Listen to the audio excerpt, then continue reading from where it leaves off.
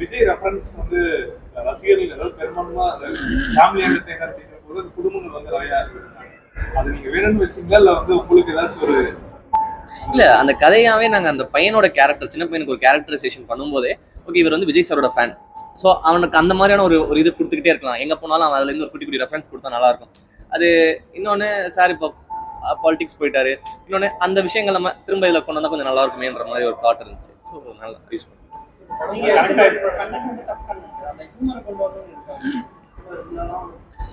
என்னன்னா சீரியஸான படங்கள் நிறைய வந்துருச்சு, அதுதான் நிறைய வந்துகிட்டு இருக்குன்றப்போ ஒரு லைட் ஹார்ட்டடான ஃபிலிம் பண்ணணும். இந்த படம் பார்த்துருந்தீங்கனாலே தெரியும், இந்த கதைக்கு இந்த விஷயம் சப்ஜெக்ட் தேவைப்பட்டுச்சு, என்னோட கிளைமேக்ஸுக்கு இந்த விஷயம் தேவைப்பட்டுச்சு. அண்ட் அதை வந்து ஃபேமிலி படமாக பண்ணணும். எங்கள் மெயினான எய்ம் என்னன்னா ஒரு குடும்ப படம், அந்த குடும்பத்துக்குள்ள பாசம் நேசம் இதை வச்சு மட்டுமே ஒரு படம் பண்ணுறது தான் பிளான். ஒரு சோகத்தை மறைச்சு ஹியூமராக சொல்லும்போது அது எல்லாருக்கும் போய் சேரும். வெறும் சோகமாகவே சொல்ல முடியாது. இந்த கதையே அப்படிதான். ஒரு குடும்பஸ்தன், எல்லார் குடும்பத்துலேயும் ஒரு பெற்றோர்கள் தன் மகனுக்காக தன் சோகத்தெல்லாம் மறைச்சு சந்தோஷமாக இருப்பாங்க. அவங்க சந்தோஷத்துக்காக அதை பண்ணுவாங்கன்ற ஒரு விஷயம். ஸோ அது மாதிரி தான் இந்த படம் ட்ரீட்மெண்ட்டே அப்படி தான் இருக்குது.